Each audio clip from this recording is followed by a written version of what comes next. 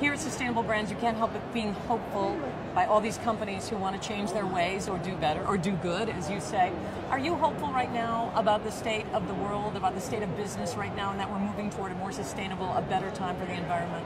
Well, I hope we are. I worry, one of the things I saw in the New York Times this weekend is an article that said when politicians are being accused of acting like 4-year-olds, it's an insult to the 4-year-olds. Because 4-year-olds understand clean water is good and dirty water is bad.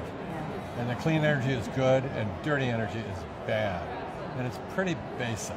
Yeah. And so when you look at all the entrepreneurs here that are trying to deal with these kinds of issues, it does give you hope, because you can go home and tell your kids the world might get better.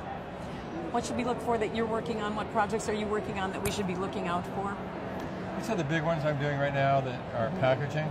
Yeah. I'm working with some of the biggest companies in the world on the future of packaging to make it safe and healthy and reusable. And we're designing big projects in architecture. One near Schiphol Airport at Amsterdam, it's very large, where we're seeing all the materials in the buildings as banks for future. So the buildings can all come apart in the future and be sold as parts.